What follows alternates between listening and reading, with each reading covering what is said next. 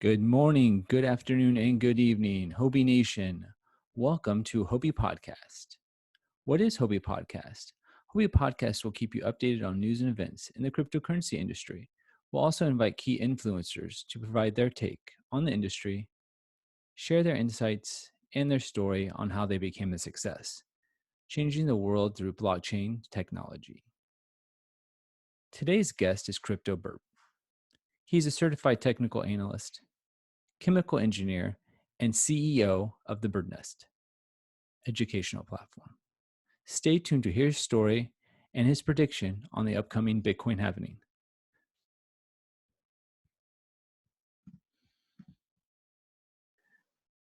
Hello, ladies and gentlemen. We have a special honored guest for today. We have the founder and CEO of the Bird Nest. His name is Adrian. Welcome to the show, Adrian. Nice to have you online. Hi, great to hear from you, and thanks for having me. Yeah, no problem. I don't know a lot about you, so I think it'd be great to have a little introduction about yourself. Can you tell me where in the world are you right now? sure. I'm located in Poland. That's my native country. It's in the middle Europe. With regard to the local placement, it's more located near the capital of Poland, which is Warsaw, Warszawa, as we would say in Polish. One thing that really amazed me is a lot of people in the community, they're hiding behind their identity, right? They always have a icon, yours is the bird, or it was the bird. And when you first came forward with that had to be a big thing on your mind. You're kind of weighing if you should go forward with your identity or not. Can you kind of share why did you do it? Well, first of all, I definitely would have not done it any other way if I had the choice. I think just simply doxing, going full, let's say transparent on with regard to your businesses that you run. As for me, being the founder and then actually managing as a CEO the Bird Nest educational platform for traders. I think sooner or later, any serious businessman, any serious, let's say, venture participant would like to, go, with their real face. And then actually, that definitely unlocks many doors in future, especially for the Nest in such, let's say, situation, because all entire 2020. Well, again, if it wasn't for if it wasn't for the coronavirus that would be going on right now, I think I would be attending many conferences, many live events, many keynotes. Just the way I did, for example, in Las Vegas, at the World Crypto Conference in 2019 October. Entire 2020 was to be about B2B partnerships, right? And actually unlocking the door to the entire worldwide business, let's say, market, right? And despite all the coronavirus, I think, pandemic right now, and for the fact that we are an online platform, I think that's definitely a couple of good features that people can use despite kind of being surrounded with this coronavirus madness. So we definitely can add up some values, add up some features for those who want to learn, because such pandemic, such recession, economic recession, it's always kind of like an opportunity. Apart from the fact that this is a threat to many people for losing their entire careers or simply business failing. Especially these businesses that cannot really adapt to situation. So such recession, such swing time, let's say, pivotal time in the markets is always about maximum risk and maximum opportunity, and at least short and wise. But definitely, I'm very buckled up, for the next months. We don't stop working. The entire platform is going 24/7 with 14 people in the team.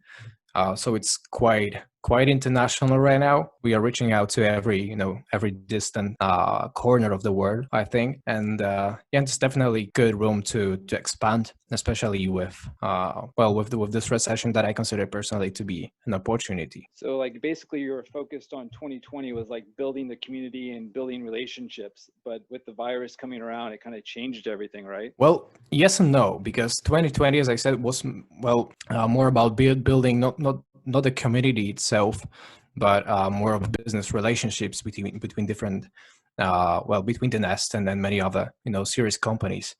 Uh, I think I'm very lucky person to actually have very good contacts with world-class businessmen. For example, there's like a great marketing platform, marketing monitoring, just business. It's called Brand24. It's a Polish business, but actually their CEO is Michał Sadek, right? Michał Sadowski. And well, I kind of like got to know him the other day.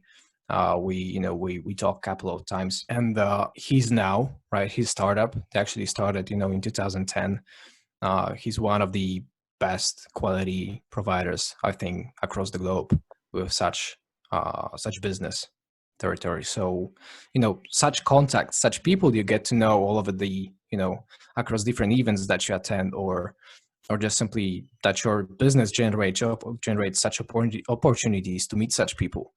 I think this is a well like a real opportunity for you to go global and get very good networking, and that's what I've been also focusing on last couple of months mainly. Yeah, I mean, it sounds like a great year, even though with the virus, you can do what you have to do over the internet. So everyone's doing it over Zoom or interviews or conferences over the internet. So I think it's just a different segue and different communication method, right? To get different things done with the virus. Mhm. Yeah, I agree. Whenever someone releases their identity, and I think this is kind of funny, is that you have a lot of people who troll you. One of the things I always wondered with someone who's running a business like yourself is, how do you handle trolls? Well, that is a good question. Oh, but personally, in my very case, I think the number of such, trolls, the amount of such trolling and hating, kind of like decreased over the time that I kind of like undox myself or simply got, my personality, personally revealed to the public. So yeah, I'm kind of like surprised personally, perhaps with how indifferent maybe people were. I think my community, like for now, it's like 76,000 followers that I managed to build like within 3 years. So I think for the vast majority, at least gauging on engagement and gauging by the reactions so far, I think most of them kind of like, I think this was like expected move from me, right? They consider that based on my research, they consider that kind of like a continuity form, like a continuity milestone, right? That was something natural. That was to happen anyway, and it happened. So in general, I think the overall response and the overall reaction is positive to that. I definitely cannot tell that I've seen some increased trolling all over my profile. Nothing that was really extravagant or extraordinary in such way. So yeah, I definitely, there's not a single doubt or that I did something wrong about revealing my identity. I think that was natural. I think that was needed, and yeah, just the reaction, the response so far confirms that that is a form of continuity of my kind of like a brand person. As far as Bitcoin, what do you think the price will be by the end of the year? Now, with regard to Bitcoin price, by the end of a year, well, that's a very good question. I mean, I'm not a fortune teller, right?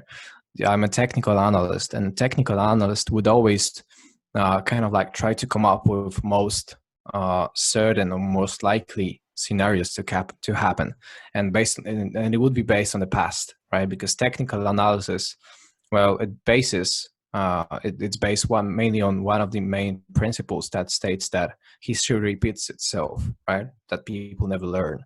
Um, that market is kind of like ineffective in such way, that we are not just rational, right? That we tend to rely on our emotions, and so in such context, I think like throwing any any random numbers and figures, like just on top of your head is always more of a fun speculation than what you truly believe. Because all I know for maybe not for certain, but as much as technical analysis would say, you know, uh, everything moves in cycles, right?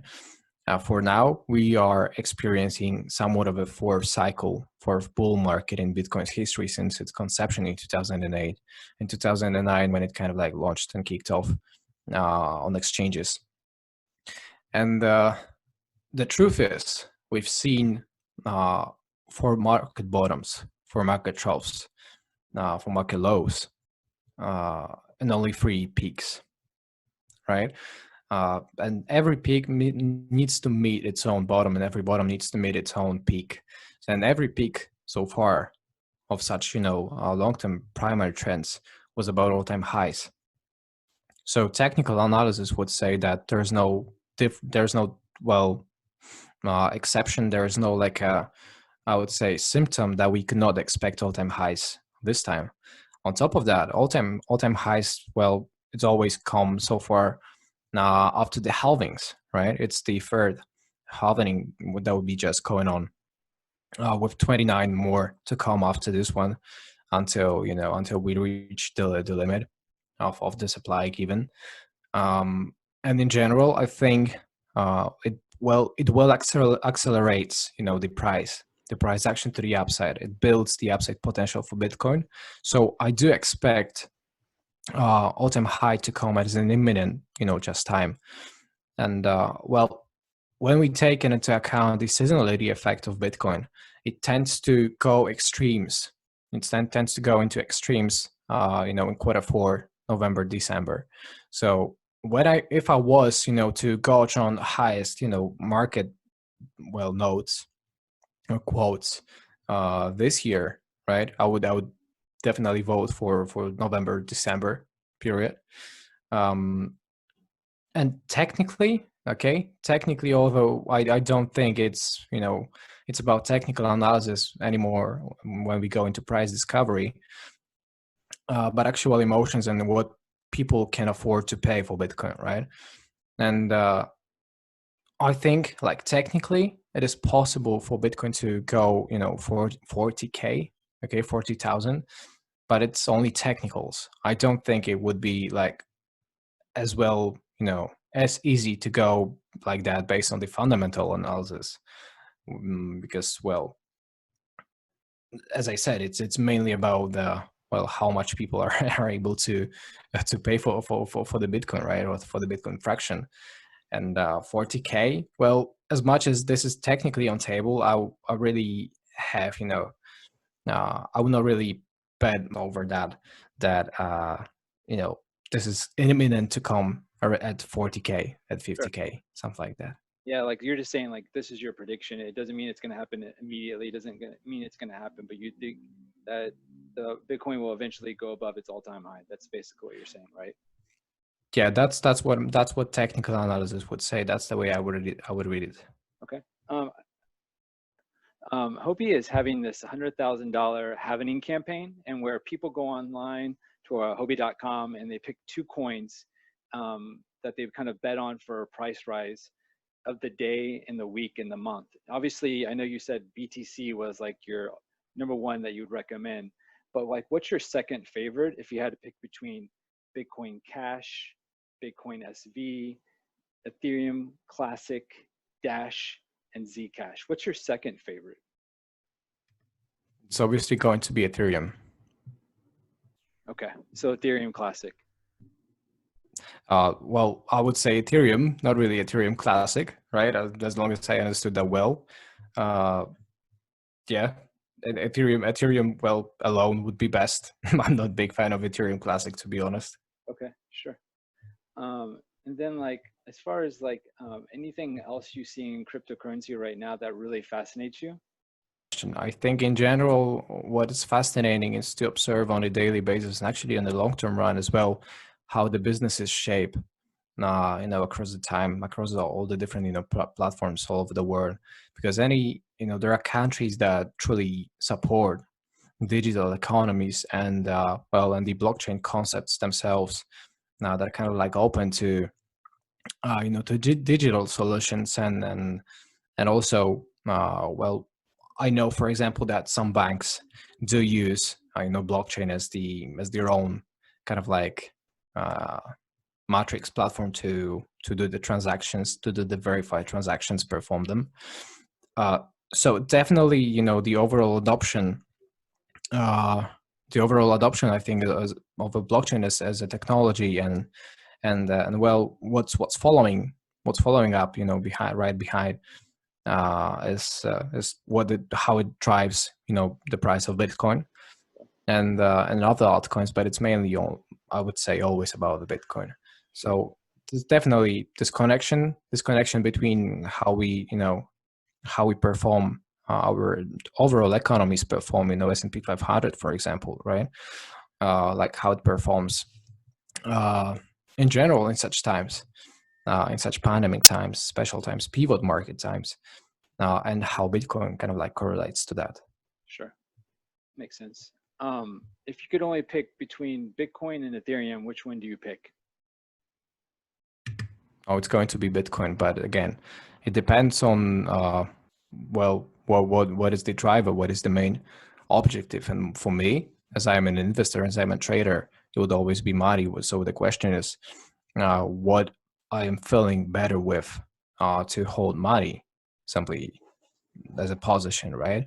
Yep. And well, Ethereum is definitely a long-term, I think, runner that is still, somewhere in the bottom out periods, bottom out, like a consolidation range of high time frame. I would still go. Well, I would either pick both if I had a chance, right? I don't know the structure of the question in such context, but if I were allowed to pick both, I would pick both, like in 60-40 split for Bitcoin. Okay. Sure. But if I was to pick one, it would be Bitcoin itself. Cool. Yeah, that makes sense. Like you want to divide the top two, so 60-40. That makes sense. Okay. What other altcoins are you looking at? Like if you got to say just two off the top of your head that you've been looking at that people should really take a look at a second glance, what do you pick? It's always the question about the risk aversion profile that some traders would have. So to what extent they can tolerate risk, and to what level they can tolerate risk. But in general, I think, like, apart from Bitcoin and Ethereum, I would go classical on Litecoin. I definitely am in a big favor for thesis, but well, it's kind of like, I think, overvalued short-term wise.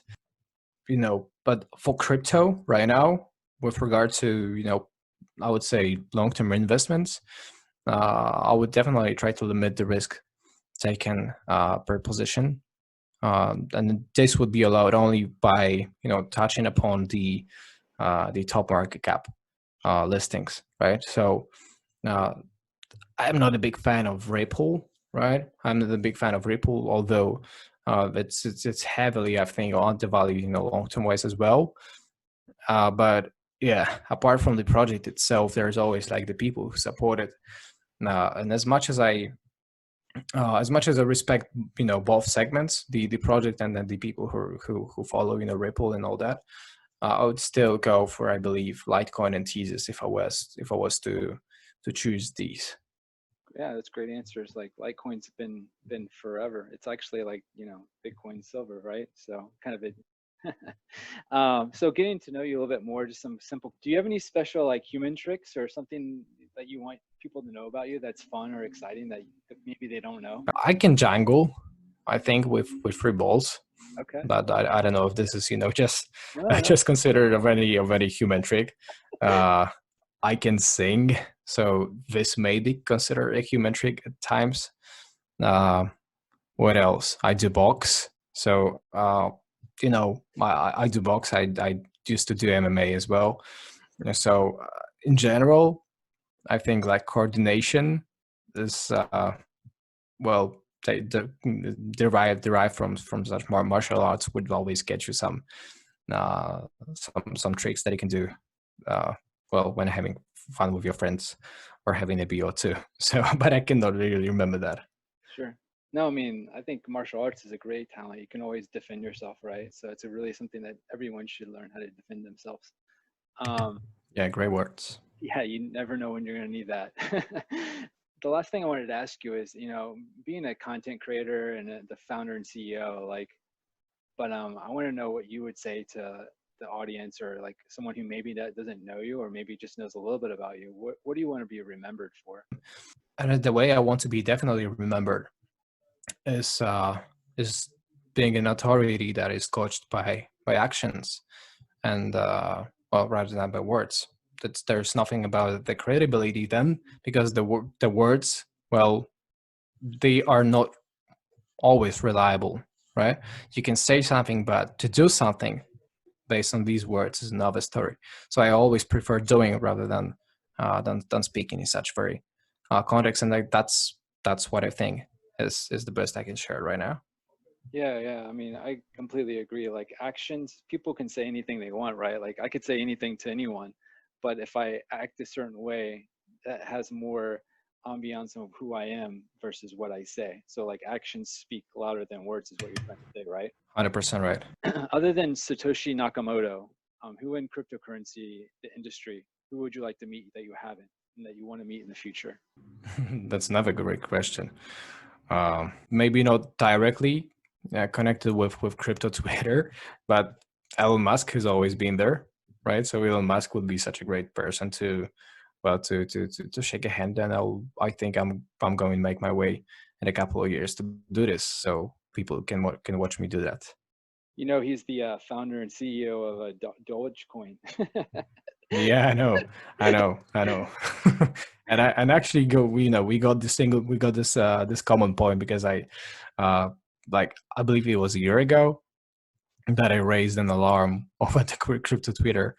Why would you want to meet Elon Musk? Any particular reason? Yeah, I mean, he's a successful entrepreneur, and I think there are a couple of such, let's call it game-changing people, right? That the generations would remember, mainly like Jeff Bezos or Elon Musk, or even to some extent John McAfee, which to whom I really I would do big dose of respect for all they do, right? It's again all they leave, or when they pass from this planet, from this reality. uh it's truly for what you leave behind you.